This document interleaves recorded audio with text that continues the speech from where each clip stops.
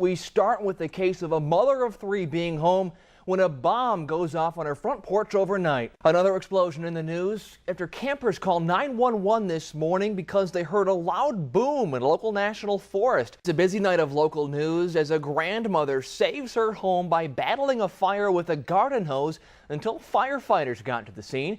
Deputies are investigating a third armed robbery done by someone wearing a Jason mask.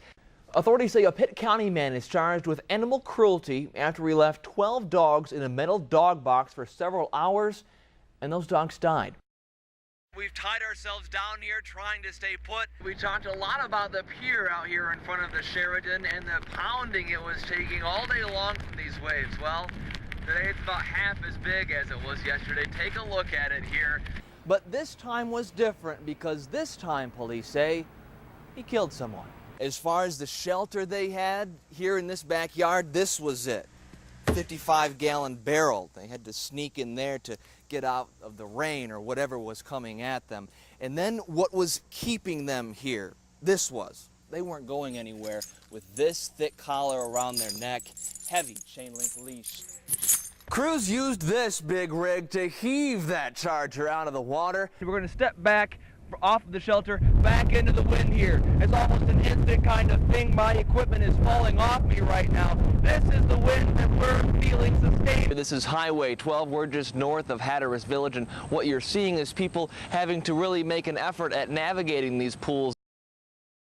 When you see that most people's things are being kept in their front yard instead of their living room, you know that this is a scene that means there has been extreme flooding.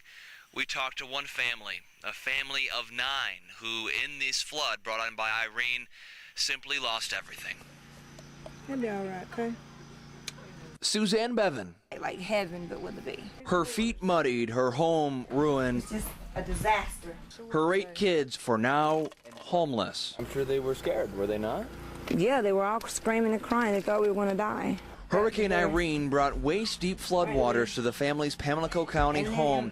As that water took over the Hoboken area, she grabbed her children one by one. I stood like this and let them get up there. Bevan says the storm took everything she had.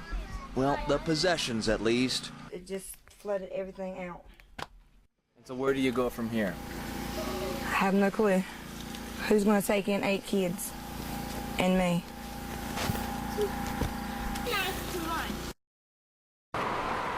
He calls it Crack Corner. Peddling poison to people that are weak. He's talking about the crossroads of Highway 58 and Stella Road in Carteret County, steps from his motorcycle shop. The tools of his trade, a leather holstered pistol and a smartphone. Because he's doing more than selling bikes. His other mission is set in black and white. Mommy, Daddy, please don't smoke crack today. We're hungry. Signed, your kids. The man who's been an outlaw motorcycle rider, pro wrestler, his handle was Shavar, and a bounty hunter put up the sign at his business. The other side, crack dealers are scum of the earth. People for miles and miles around come all the way out here to Stella to buy their drugs. He says part of the problem is the Stella area is split between 2 counties, Jones on one side, Carteret on the other. So he's constantly talking to 2 different sets of sheriff's deputies when there's a problem. But Richard Scott, who's lived here his whole life, says Winther and his sign are the real problems. Anywhere you go, they always going to say that any area is drug infested. But not forever if Pete the bounty hunter gets his wish.